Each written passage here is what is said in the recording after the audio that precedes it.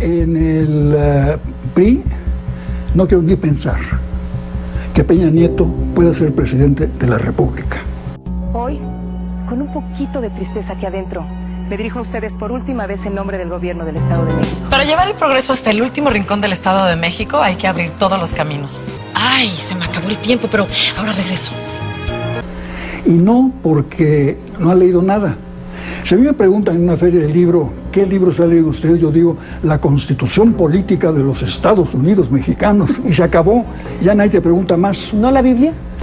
No, estuvo muy mal eso. ¿Por qué quiero ser presidente? Porque nuestro país merece estar mejor. Porque quiero cambiar a México. Tú me conoces, sabes que sé comprometerme. Pero lo más importante, sé cumplir. Por la demostración pública de ignorancia que hizo en este momento un hombre que me parece que no está preparado para ser presidente de México.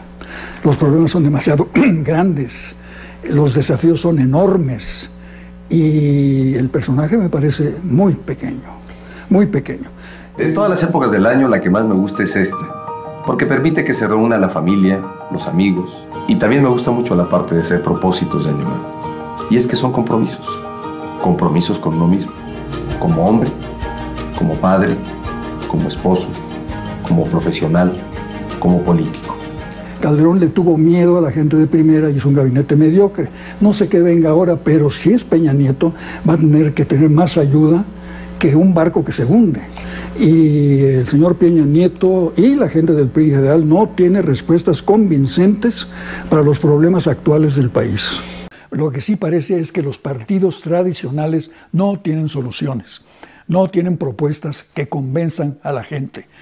Peña Nieto es un hombre de muy escasos recursos intelectuales y políticos. La gente no quiere el PAN ya porque ha tenido 2 oportunidades y no las ha aprovechado. De manera que algo nuevo va a pasar. Yo creo que por un lado hay los problemas, que son muy grandes, y por otro lado la política, que es muy pequeña.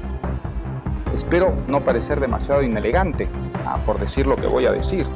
Yo no creo que se pueda exonerar a México de esa tradición de dictaduras latinoamericanas. Creo que el caso de México, cuya democratización actual soy el primero en celebrar y aplaudir, como todos los que creemos en la democracia. México es la dictadura perfecta. La dictadura perfecta no es el comunismo, no es la Unión Soviética, no es Fidel Castro, es México. Porque es la dictadura camuflada de tal modo que puede parecer no ser una dictadura, pero tiene, de hecho, si uno escarba, todas las características de la dictadura, la permanencia, no de un hombre, pero sí de un partido que es inamovible, un partido que concede suficiente espacio para la crítica en la medida en que esa crítica le sirve, porque confirma que es un partido democrático, pero que suprime por todos los medios, incluso los peores, aquella crítica que de alguna manera pone en peligro su permanencia.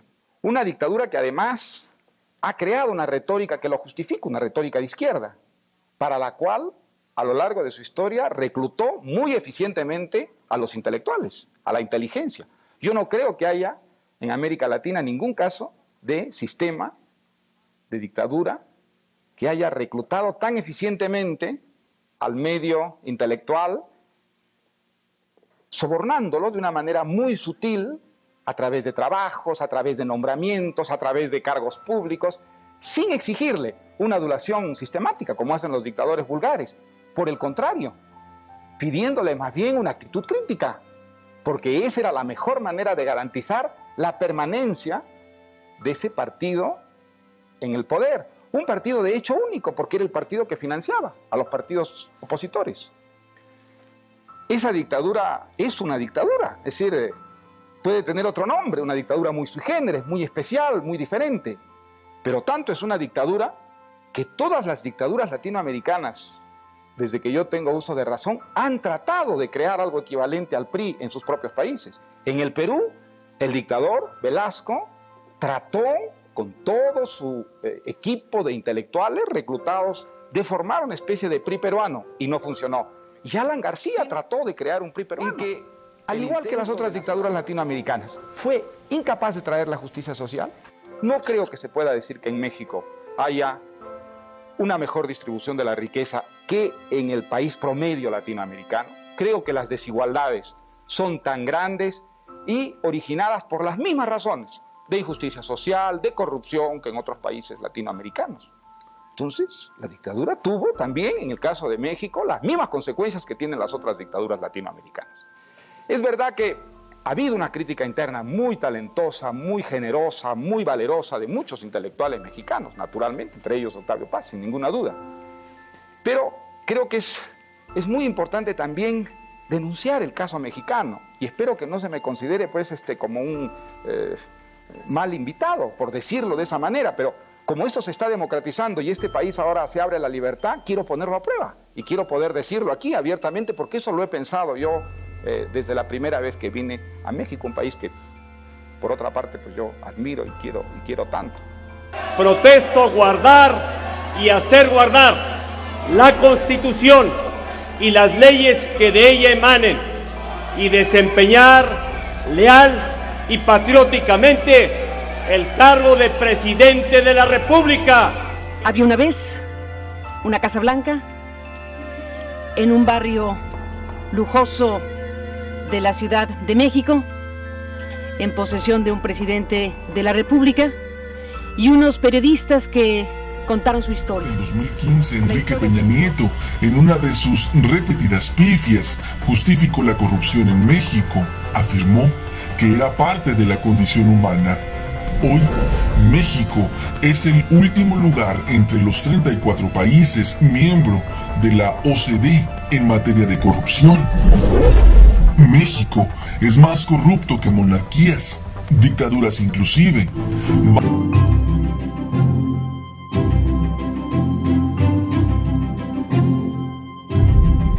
Esta maniobra que ha hecho este grupo de priistas ha sido tomar una política distante a la ciudadanía, y eso es hacer las cosas bastante mal en una incipiente democracia. En la vida de las personas y de los países pasan cosas buenas y malas.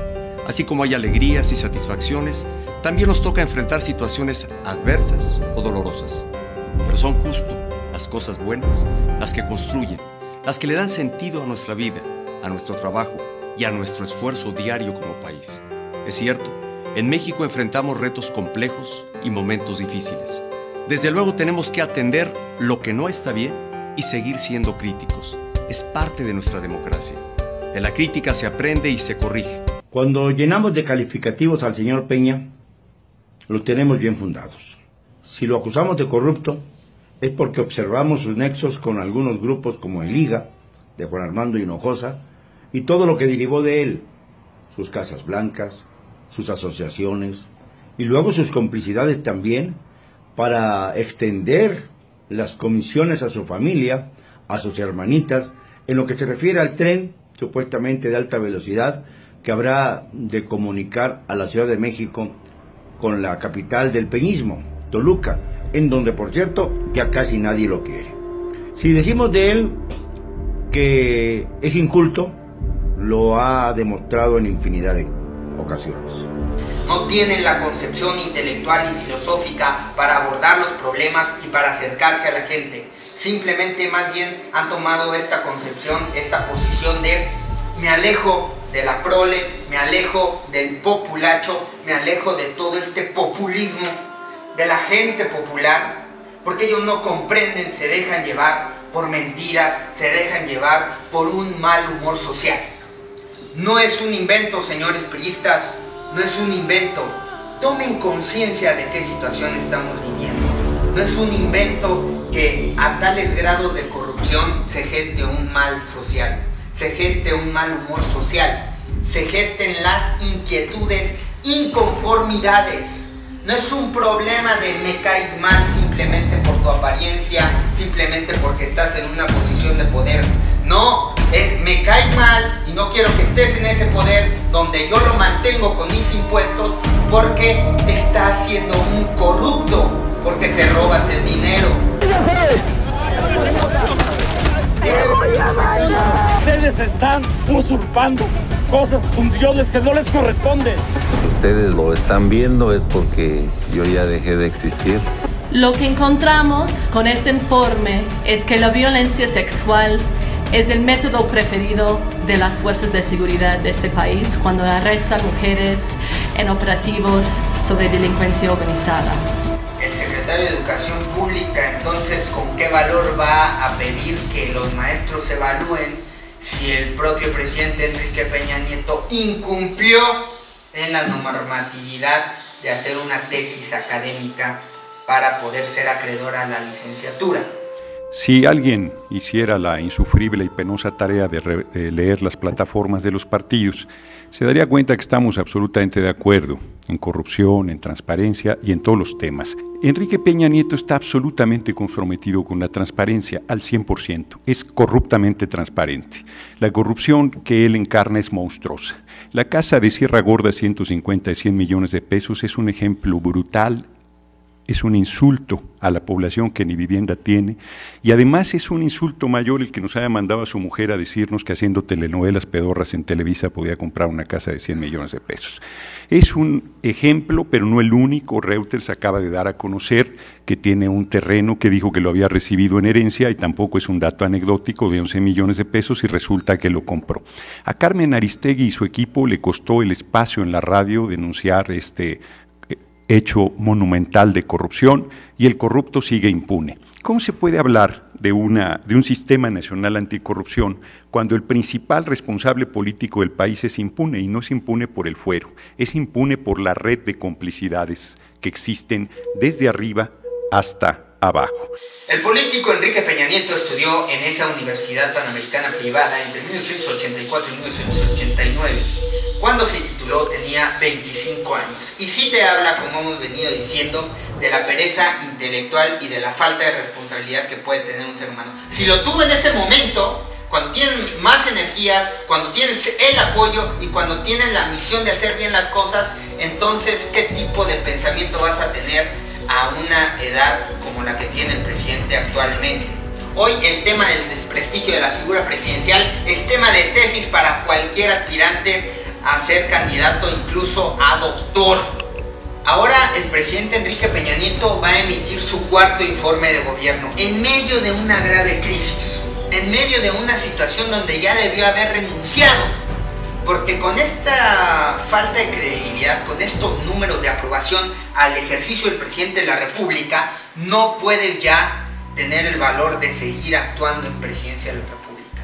Se aproxima el informe, o más bien el recuento de engaños,